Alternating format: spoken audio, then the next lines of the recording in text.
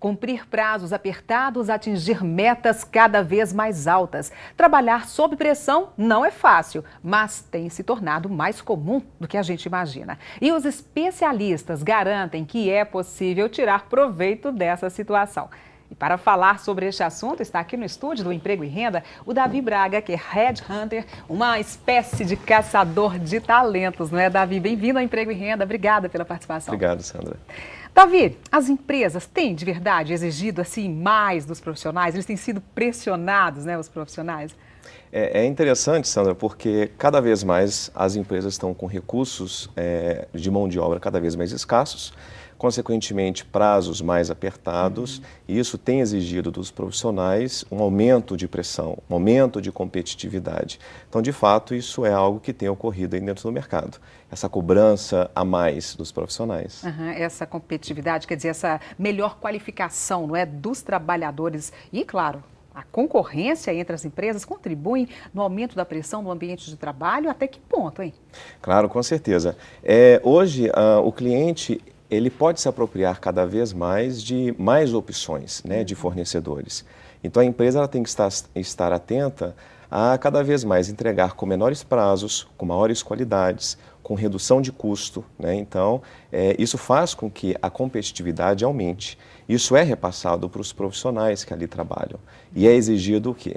Que esses prazos cada vez menores, de estruturas cada vez mais enxutas, elas ocorram, né? Então, tem, obviamente, sempre os dois lados da pressão, né? Ou seja, o que é mais em altos níveis de pressão e quando ela está ocorrendo em níveis mais, digamos, positivos também.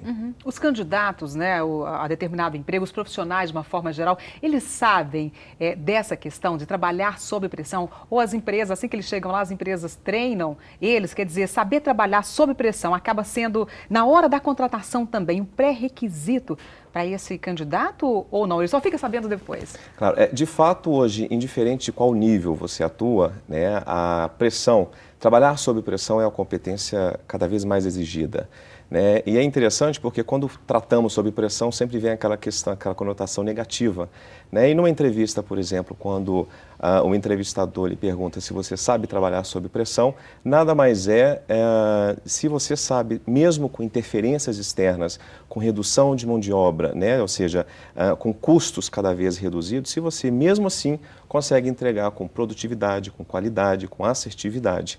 Então, trabalhar sob pressão é essa grande competência hoje que qualquer profissional precisa ter, de fato.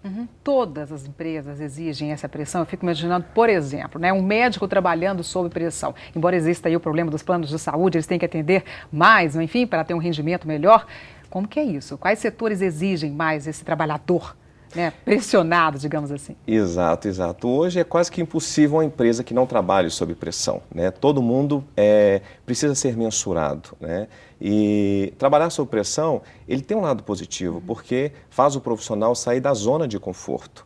Então, a empresa hoje que não tem metas, né, não tem processos, não tem rotinas e faz essa mensuração, isso acaba gerando também uma pressão, ela está fadada ao fracasso, né? Então, qualquer segmento, qualquer porte de empresa, ela vai exigir esses níveis de pressão. Obviamente, algumas com maiores níveis, outras menores, né? Empresas que lidam com serviço, varejo, por exemplo, elas têm uma rotatividade muito grande de pressão, de exigência também. Outras empresas já níveis bem menores. A pressão está diretamente ligada às metas, né? Cumprimento de metas. Exatamente. Você falou dos pontos aí positivos, mas e os negativos? A gente não pode deixar de falar quais seriam os negativos de trabalhar, os pontos negativos de trabalhar sob pressão. Claro.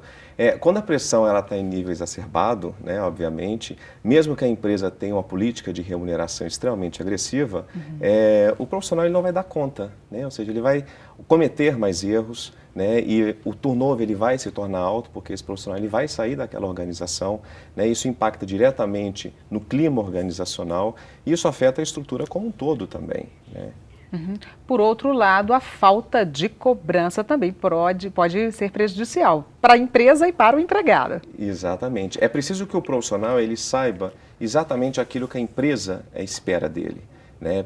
Por isso que é necessário que tenha metas, que ele entenda quais são os objetivos estratégicos da organização, para que ele possa colaborar, né? Por um lado, a empresa ela exige um determinado nível de pressão, por outro lado, às vezes o profissional ele cria essa pressão também, mesmo sem ela existir, né? São os profissionais que nós dizemos que são os mais ansiosos, por exemplo, né? Eles às vezes a pressão sequer existe, mas às vezes ele cria essa pressão. Por falar em criar, não é essa pressão, e aí a gente vai pensar de uma forma positiva, como que ele pode se controlar? Tem um autocontrole porque não é fácil, principalmente para quem não conhece esse tipo de trabalho, mas tem que se adaptar por uma exigência de mercado. Qual que é a dica que você dá para esse trabalhador? As empresas cada vez mais precisam de profissionais que entendam os cenários, né? Então, antes de qualquer coisa, é necessário que o profissional analise as suas demandas, né? Ou seja, o que eu preciso entregar, quais são os meus projetos, versus quais são os meus recursos. Recursos financeiros, recursos humanos, né? Pessoas que vão estar envolvidas, qual prazo eu preciso entregar, né? Qual que é a minha meta que eu preciso atingir. E aí ele vai perceber que, às vezes, ele consegue entregar e, às vezes, ele não vai dar conta de entregar. E aí é onde exige uma maestria de negociação, né? Às vezes é preferível você saber dizer não, né, para aquela determinada demanda, e isso às vezes existe um tabu, né? Ou seja, eu não vou dizer não para o meu chefe, eu não vou dizer não para o meu cliente, né? E às vezes é necessário que você diga não para não comprometer a qualidade. A qualidade ela nunca pode ser aquém do negociado, seja com seu chefe, seja com seu cliente. Ok, Davi, a gente continua com a nossa conversa, mas daqui a pouquinho, porque agora a gente vai para um rápido intervalo, mas na volta tem mais bate-papo sobre pressão no ambiente de trabalho. É um instante só.